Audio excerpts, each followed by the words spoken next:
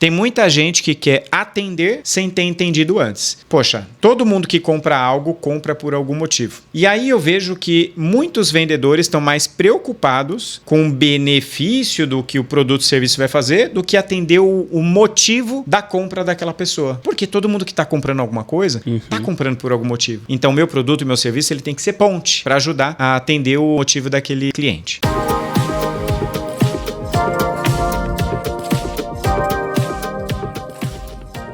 Sejam todos muito bem-vindos a mais um episódio dessa nossa série MotiveCast. O nosso objetivo aqui é ajudar você a entender como você pode evoluir nos 3 pilares mais importantes da sua vida. No pilar profissional, no pilar social e no pilar intelectual. E é claro que para isso a gente traz aqui pessoas que não só têm uma vasta experiência de atuação no mercado em que trabalha, mas também na vida.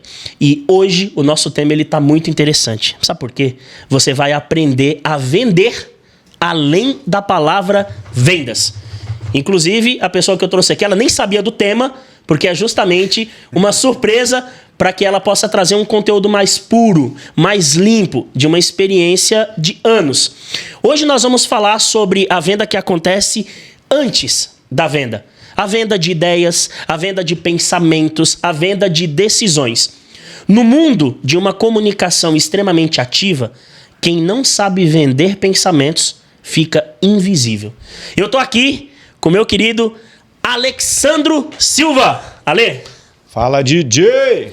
Obrigado por aceitar o nosso convite aí, cara. Dessa abertura aí, antes da gente falar qualquer coisa, se você gostou ou não gostou do tema, se apresenta aí, para quem não conhece, o Alexandro Silva, o careca mais gente boa que eu conheço. Aí sim, hein? Depois de uma apresentação dessa, bom, antes de mais nada, eu quero te agradecer o convite e eu espero de alguma forma poder contribuir com a tua galera aí.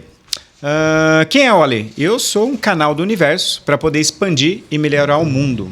Eu acredito que todas as pessoas têm direito a uma vida digna, uma vida próspera, uma vida abundante. E a melhor maneira que eu encontrei de ajudar foi através de vendas. Porque vendas, para mim, está no todo e está no tudo. Então, para mim, tudo é vendas. O que você achou desse nosso tema e dessa abertura, da ideia de que a gente... antes, espera aí que eu quebrei um protocolo aqui, né? Eu queria fazer uma pergunta para você que provavelmente ninguém nunca te fez essa pergunta. Tá preparado? Criei muita expectativa, né? Vamos lá. Por que as empresas te contratam para palestrar? Ótima pergunta. As empresas me contratam para palestrar não é mais para fazer uma palestra motivacional e sim um alinhamento comercial. As empresas, pelo que eu vejo, elas estão já cansadas de motivação anestésica que dura aí uma semana e que não dá nada de resultado. Então, não vou para fazer motivacional. Muitas das vezes eu vou fazer comportamento comercial. Caraca, comportamento comercial. Grave isso aí porque a gente vai voltar nisso aí.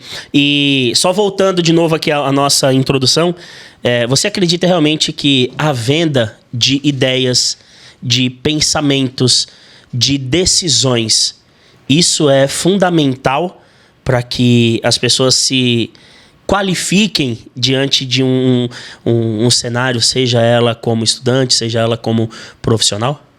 Com certeza, DJ. Eu, como apaixonado por vendas, eu poderia ficar falando aqui 3 dias aqui inteiros aqui e ainda teria bastante coisa para falar. Então, eu compro muito essa ideia e, para mim, é uma regra básica, é a número 1.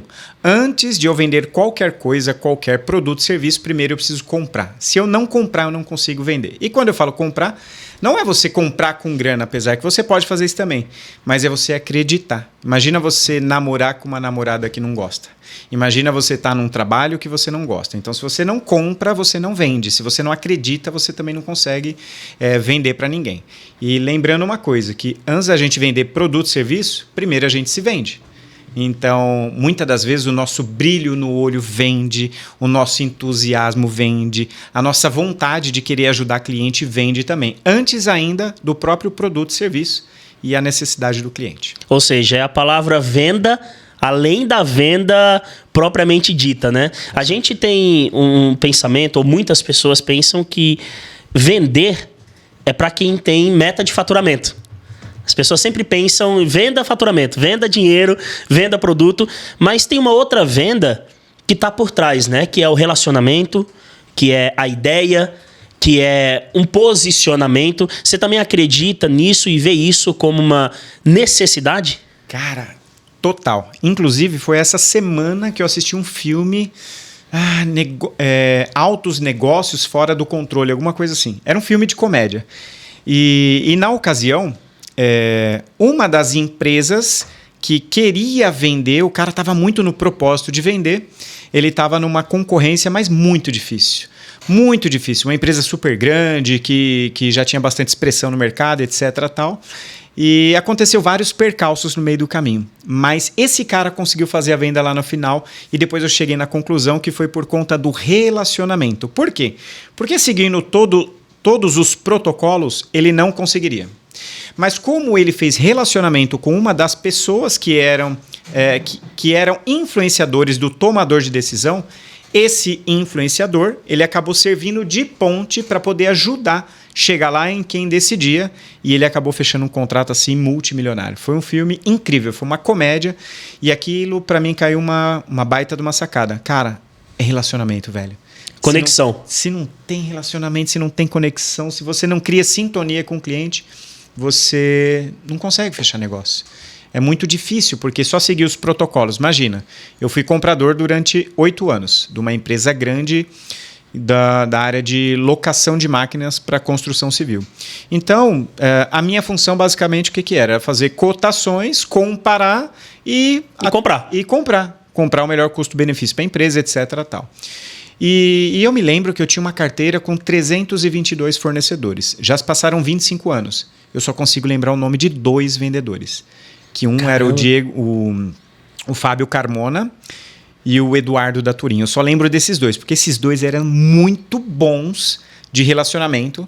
Os caras tinham um jeito tão legal, tão bacana de fazer... Vendia sem vender. Vendia sem vender. E era muito doido, porque eles não tinham o menor preço.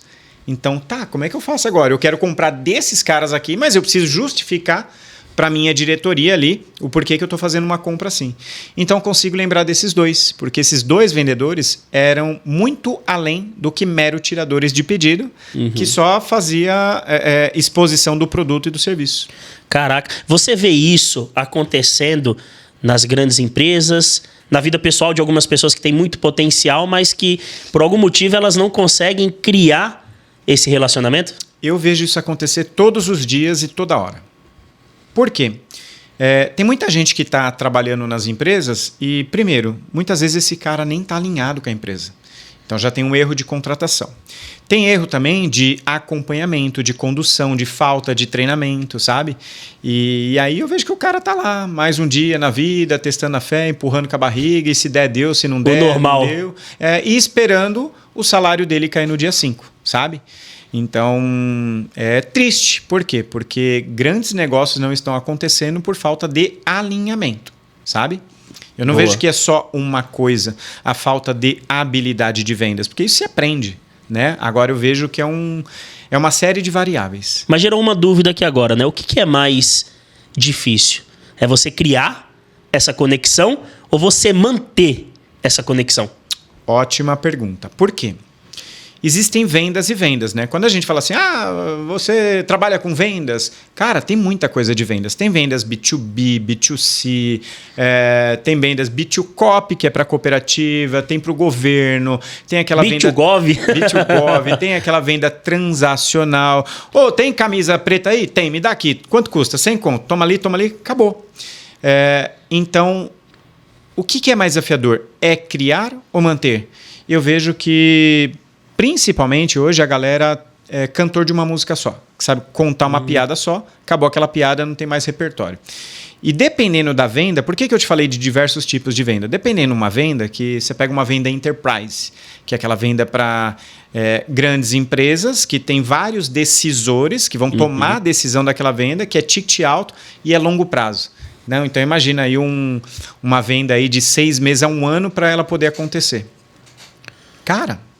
Tem vendedor que não tem mais repertório para continuar a conversa. E não tem paciência. E não tem paciência. Então, eu vejo que os dois são desafiadores, mas eu vejo que hoje, principalmente nas grandes empresas, é mais o continuar, é mais fazer um follow-up legal, de ter uma cadência legal e de, principalmente, se interessar verdadeiramente pelo cliente, porque parece que a maioria está só querendo entender a parte transacional ali e acabou.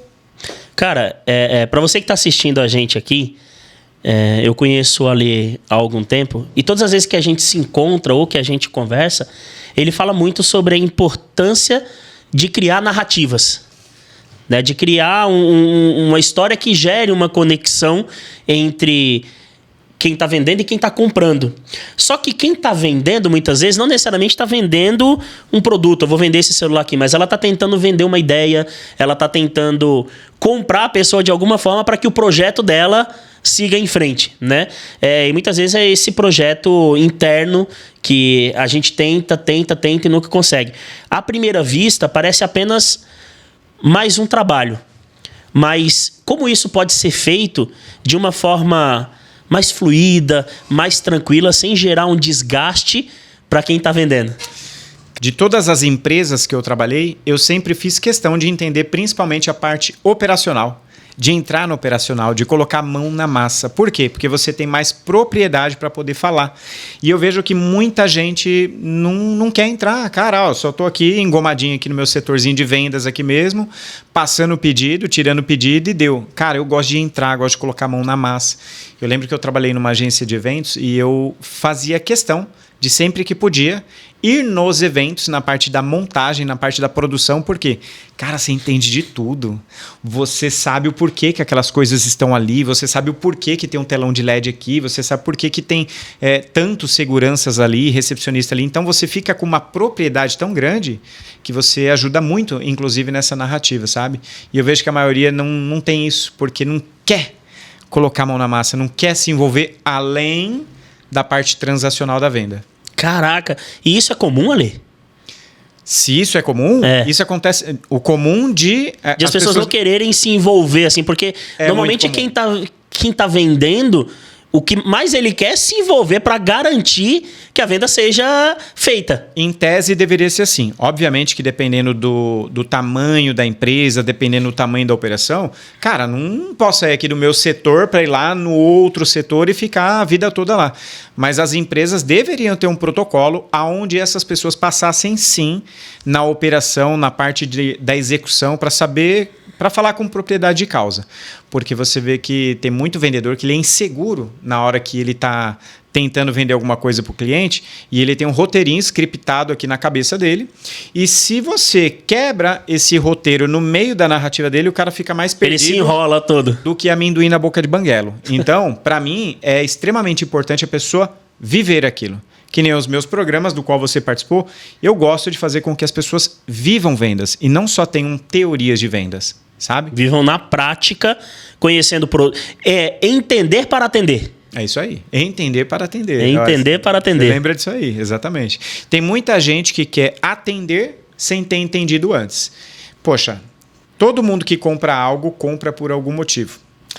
E aí eu vejo que muitos vendedores estão mais preocupados com o benefício do que o produto ou serviço vai fazer do que atender o motivo da compra daquela pessoa. Porque todo mundo que está comprando alguma coisa está comprando por algum motivo. Então, meu produto e meu serviço ele tem que ser ponte para ajudar a atender o motivo daquele cliente. Agora, a gente partindo para um cenário do qual a gente precisa entender que muitas vezes eu tenho ideias, mas eu não tenho autoridade, ou seja, as pessoas não me enxergam como alguém que tem ideias eficientes. E como é que eu consigo usar o poder da persuasão para influenciar essas pessoas de que a minha ideia ou aquilo que eu quero criar tem potência? Ótimo. DJ, muito se fala, eu já ouvi dizer muito, e talvez você tenha ouvido também, que o vendedor bom, ele tem que ter bastante lábia, ele tem que influenciar as pessoas, etc. Tal. Obviamente que a ciência da persuasão ela existe. Agora, eu vejo que para mim vendas é mais sobre condução do que convencimento, sabe? Então, Em pleno século XXI, eu não acredito que eu vou conseguir persuadir alguém de fazer qualquer coisa pelos meus motivos, e sim pelos motivos dele. Quando você fala condução, é como se fosse uma dança, onde existe um que guia. Exatamente isso, DJ. Inclusive, tenho muitas saudades de fazer aula de dança, porque a dança tem muito a ver com venda. Cara. Além de vender, esse cara ele dança, é tipo um dançarino. É um pé de valsa, né? É um dançarino. Então, vendas tem muito a ver com dança, cara, porque é um processo de condução. Quando você tem um cavaleiro e uma dama dançando, então você vê que a magia da dança, ela acontece principalmente pela condução do cavaleiro. Às vezes, a dama nem é tão hábil assim no dançar, mas quando você tem um cavaleiro de responsa que você sabe conduzir, aí, poxa, cria-se uma magia, fica um negócio muito legal. E vendas, para mim, é da mesma forma. Vendas tem mais a ver com condução do que com vencimento.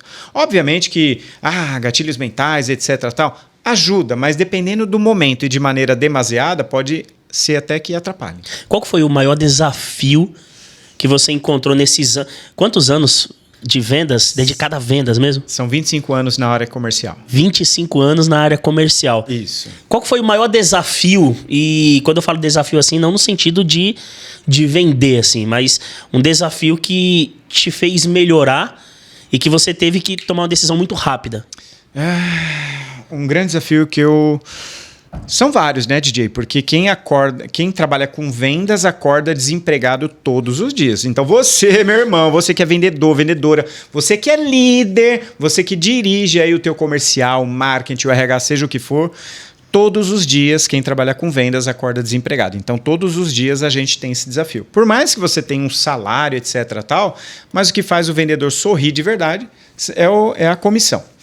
Mas um grande desafio da minha parte, que não me faz esquecer, foi quando o dia do Chega! Chegou. Foi quando o dia do Chega chegou. Por quê? Porque quando eu comecei a trabalhar com vendas, eu era conhecido como o pior vendedor de todos de uma equipe com 33 pessoas. Porque eu não vendia, eu desvendia. Você era o 30º colocado. Cara, era o lanterninha sempre. Por quê? Eu era tímido, introvertido, tinha muito bloqueio, que mais? Era habilidade de vendas, era habilidade social, ou seja, era tudo certo para dar tudo errado. Então, era um grande desafio, porque eu não vendia, eu desvendia. O cliente queria comprar comigo e eu desvendia. Como eu fazia, eu não sei não, mas eu fazia muito bem isso daí. E, rapaz, passaram-se 6 meses e eu não vendi nada. Eu falei, não, chega. Chegou. Esse dia chegou. E aí eu falei, não, eu preciso me vencer. Eu preciso me colocar no desconforto. Eu preciso fazer coisas a mais do qual eu achava que fazia, que era suficiente. Que, na bem da verdade, eu estava muito ancorado no tal do vitimismo. No tal do vitimismo, eu não era protagonista, eu não assumia a responsa. E eu vejo que muitos vendedores hoje, nas empresas, não performam por conta disso. Caraca, perdem oportunidade e não performam porque não fazem o... Vou ficar aqui. Aqui tá de boa. Aqui. Enquanto a água não bate na bunda, não nada. Pois é. Caraca, você nesses 25 anos... Você ajudou equipes, você ajudou pessoas, você ajudou empresas. E dentro de todo esse cenário, tem algum padrão que se repete, que você fala, olha, se melhorar isso aqui, todo o ecossistema melhora? Cara, hoje eu estou fazendo um trabalho muito alicerçado em 3 pilares. O primeiro pilar é a carteira, a otimização da carteira de clientes. Então tem cliente ativo, inativo, tem as recomendações que muitas das vezes não se pede, não se pega, e os novos clientes. Então, eu vejo que tem muita empresa muito preocupada com novos leads, mas os caras estão com um processo comercial torto. Então, o primeiro pilar é a carteira. O segundo pilar é a conversão. Como que eu posso melhorar a conversão de vendas, esse processo de vendas da minha equipe? Por quê? Porque muitas das vezes você vê que são pequenos ajustes que se faz numa abordagem, na parte na hora de apresentar a proposta para poder aumentar a percepção de valor e por aí vai.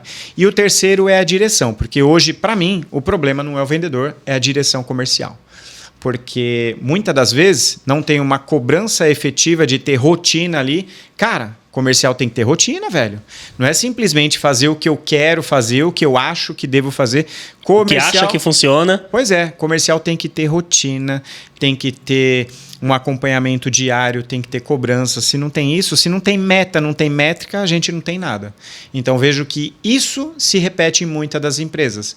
Então, quando eu sou chamado para ir nas empresas, muitas das vezes é para pequenos ajustes, não é para fazer a grande coisa, o grande milagre. Se a gente tivesse que criar um fluxograma aqui, uma metodologia AliExpress, como é que a gente organizaria isso em uma ordem cronológica? Você falou aí sobre rotina, você falou sobre responsabilidade. Qual que é o primeiro estágio, o segundo estágio, dentro desse cenário todo aí que você falou? Perfeito.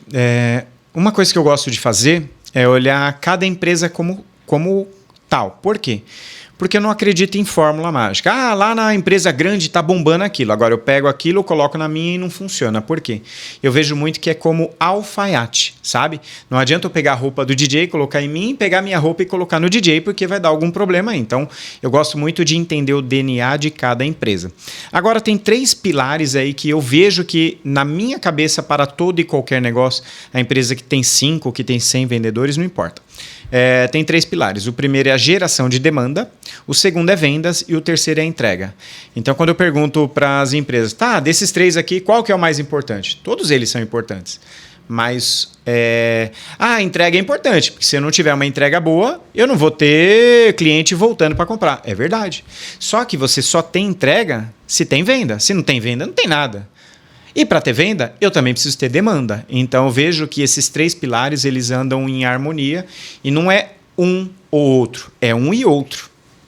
Caraca, essa questão desses pilares baseado na estrutura e no negócio daquela empresa faz muito sentido, porque os modelos eles são únicos, eu acredito que por causa da essência da empresa, né? Sim, pela sim. cultura Sim. da empresa. Então é natural de que esses processos sejam diferentes. E quando a gente olha para o ser humano, para a pessoa que está ali do outro lado, você acredita que algum suporte, não sei se emocional ou um suporte mais direcionado, mais próximo, ajuda dentro desse desenvolvimento? Com certeza. Bom, primeiro vamos entender que cada pessoa é única, né? Então, sabe o que é engraçado, DJ?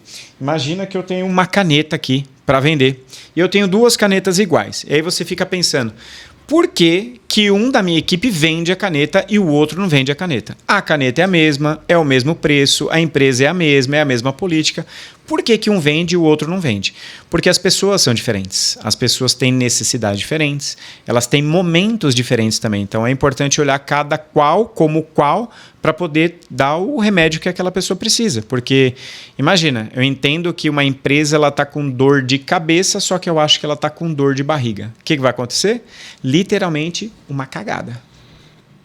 E a gente vê isso à torto e à direito aí, se a gente for entrar em algumas empresas ou em alguns processos, ou acompanhar algumas equipes mais de próximo, né? Sim. Se você pudesse trazer aqui um segredo para ajudar aquela pessoa a conseguir um sim para uma tomada de decisão de forma natural, sem que ela tenha que forçar. Eu sei que você vai falar aí conexão, mas conexão não vale mais porque a gente já falou, né? Sim, sim. Qual que seria esse segredinho? A gente até falou sobre vender sem vender, né? Eu acredito que esse é o princípio de tudo, porque a gente cria uma película de proteção Sim, contra vendedor, né? Com certeza. E é natural, acho que desde que eu me entendo por gente, que o mundo é mundo, ninguém gosta de vendedor, né? Essa é a real. Mas qual o segredo para que você pode trazer, que você acredita que de forma natural a gente consiga um sim? Perfeito. DJ, olha só, eu não acredito em fórmula mágica. Eu não acredito em fórmula exata, matemática, porque, de novo, as pessoas são diferentes e os momentos são diferentes e as necessidades são diferentes.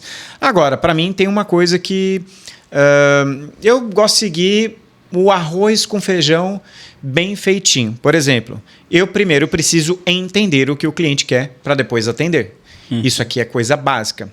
Então, eu preciso entender o que aquela pessoa quer, qual é a necessidade. Eu vejo que tem muita gente que não está entendendo nada e está só oferecendo. Está errado de oferecer? Não está errado de oferecer, mas talvez o momento de oferecer esteja errado, porque eu não tenho condição de oferecer algo se eu ainda não entendi. Por exemplo, imagina um médico. Então, as pessoas vão lá no médico. E aí você chega, médico, eu tô com uma dor aqui de cabeça.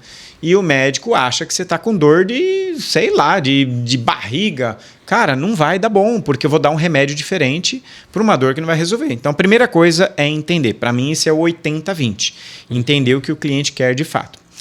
Segundo, entender o porquê que ele quer aquele produto, aquele serviço. Porque muita gente, de novo, vamos partir do princípio que antes de vender produto e serviço, primeiro a gente se vende, beleza? Está na linha da conexão. Segundo, eu preciso entender o que a pessoa quer. Joia, mas por que ela quer aquilo? Tem muita gente que não está preocupado com o porquê, e para mim o porquê é a chave que vira o negócio. Já vai direto pro como. Já vai direto pro como, exatamente. E aí, sabendo o que o cliente quer e o porquê ele quer, fica mais fácil de fazer o quê? De encaixar a oferta, o produto, o serviço que eu tenho, com aquilo que ele necessita, atendendo as necessidades dele. Então, para mim, isso aí é arroz com feijão, sabe? Eu tenho que primeiro entender antes de atender. Sem isso, eu não tenho como, cara. Cara, tem uma coisa que eu precisava te perguntar, e era uma coisa que eu deixei aqui anotado e guardado na minha mente as 7 chaves para eu não esquecer. Eita. Hoje, em um mundo totalmente fast, em um mundo totalmente onde tudo gira muito rápido, inteligência artificial. Isso ajuda? Isso não ajuda dentro desse processo de influenciar em decisões, por exemplo? Cara, eu lembro que uma vez eu aprendi com um mentor de prosperidade que se o rio está indo para lá, se a correnteza está indo para lá, não adianta querer nadar contra. Por quê? Porque ele vai te levar. Então eu vejo que tem muita gente resistindo. Inclusive, eu vejo as IAs como um baita potencializador das pessoas. Basta saber como usá-las. Né? Então, é incrível que antes você passava horas e horas, dias e dias, estudando, refinando a parte de argumentação, apresentação, etc. Tal. Hoje, com apertar de botão, você faz. Então, todo esse processo é feito em segundos, nem minutos, né? Com certeza. Então, aí ajuda ou atrapalha? Super ajuda, para quem sabe usar. Agora, eu vejo que é mais ou menos o seguinte. Imagina eu pegar uma arma. Uma arma ela é boa ou ruim? Depende. Depende do uso. Se ela ou de quem está usando. Se ela estiver na mão de um bandido e se ela estiver na mão do policial, talvez seja bem diferente. Mas a arma é só a arma. Então, se eu sei o potencial das IAs e como ela pode me ajudar, rapaz, qual é a chance desse vendedor não estourar? Qual é a chance dele não aumentar 50%, 60%, 70%, às vezes até 100% daquilo que ele já vende? Ele consegue fazer mais com menos, ele consegue prospectar, ele consegue fazer um follow-up, fluxo de cadência, ele consegue fazer apresentações assim mirabolantes, ele consegue acelerar o processo de fechamento, consegue fazer uma proposta que levaria, sei lá, horas, dependendo da empresa. Tem empresa que tem sistemas que mais atrapalha do que ajuda. Às vezes passaria horas, ela faz ali em 2 minutos, cara. Então, e tudo com a ajuda da IA. Com certeza. E essa resistência que as pessoas insistem em ter, você acredita que está ligado ao quê? Ao medo de não saber ou ao medo de aprender? Cara, eu vejo que tem a questão do medo, sim. O medo ele bate muito forte. E aí, dando um passinho para trás, eu vejo que isso é um sintoma de um problema mais profundo. Tem muito a ver com um gatilho de escassez que talvez esteja startado na cabeça da pessoa.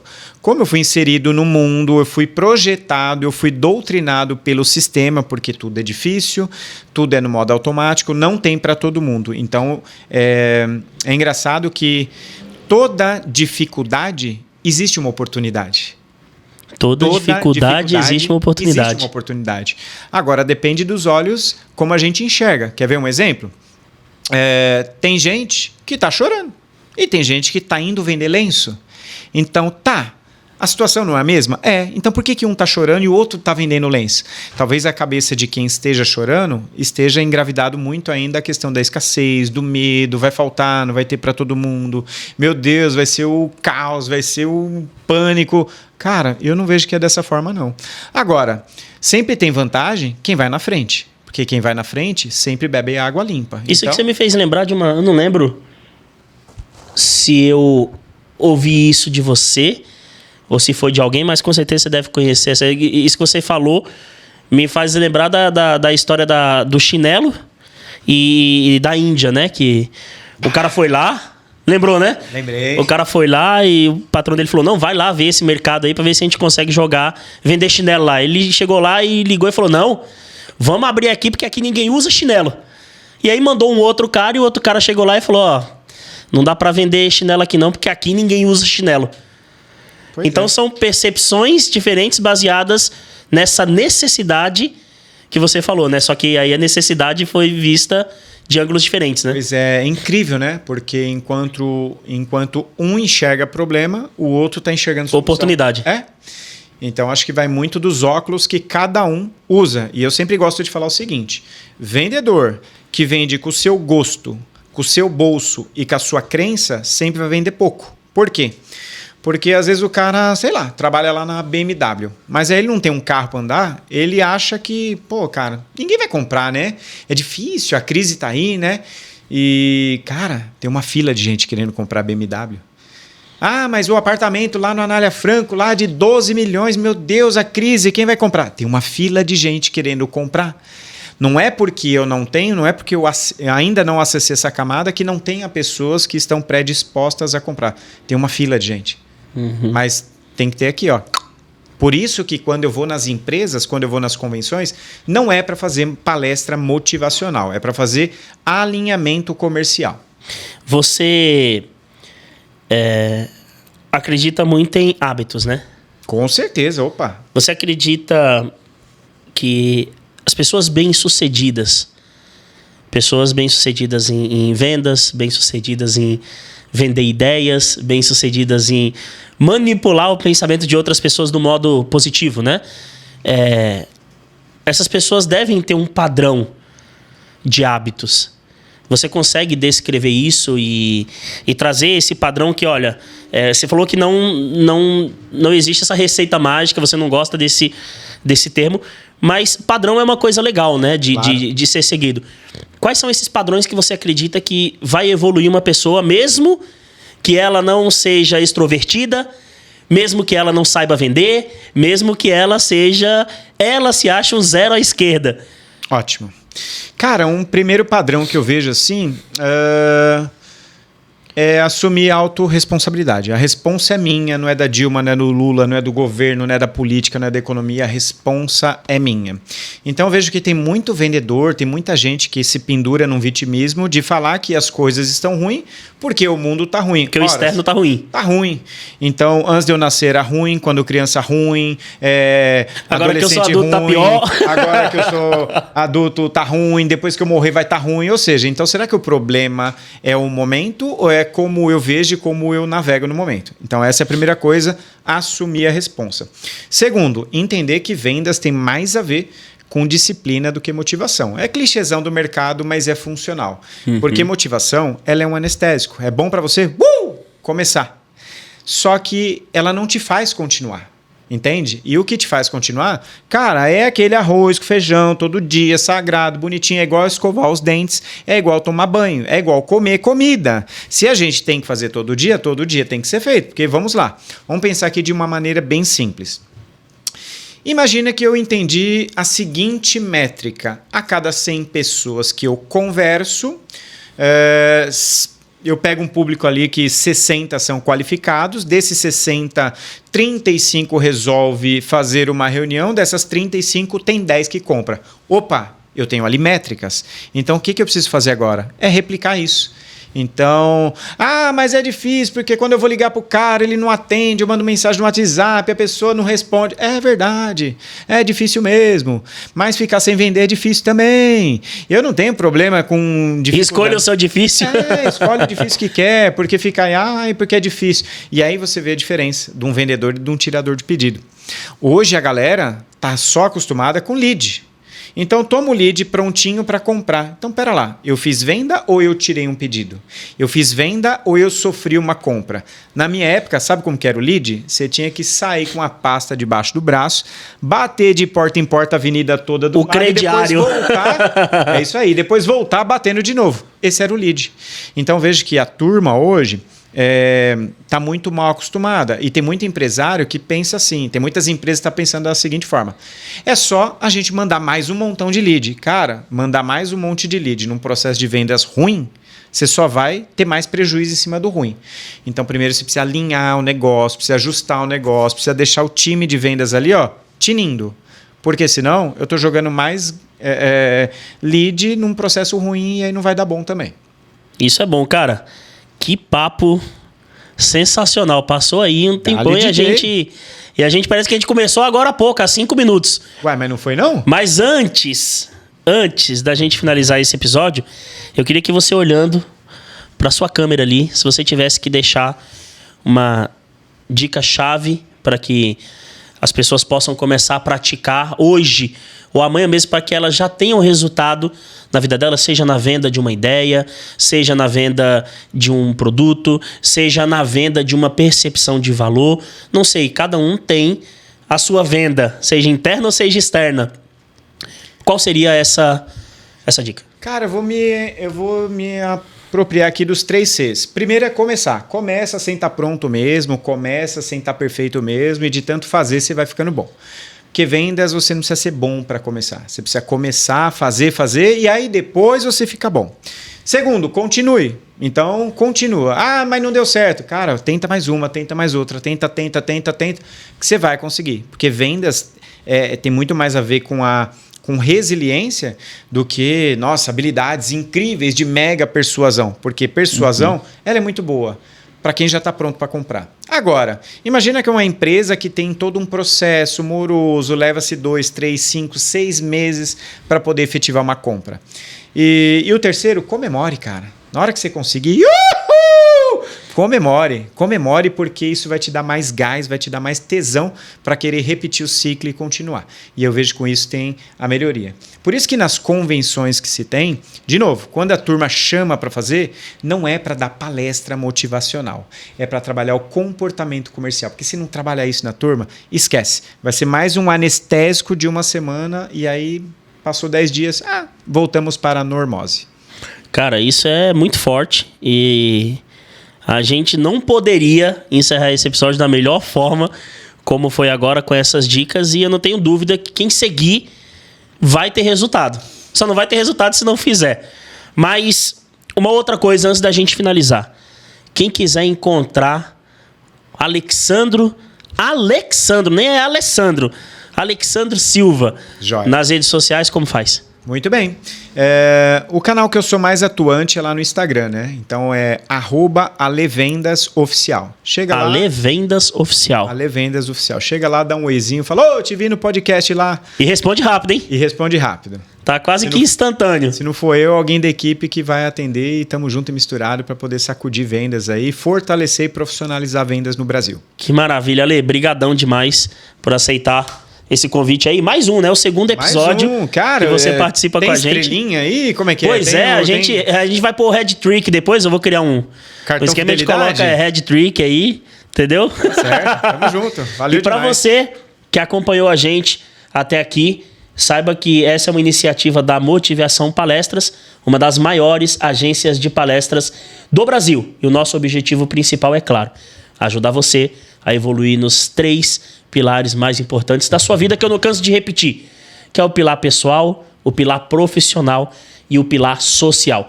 Sem esses pilares, a gente não consegue ser bem-sucedido e a gente não consegue evolução. Então, te encontro no próximo episódio. Tamo junto e até a próxima.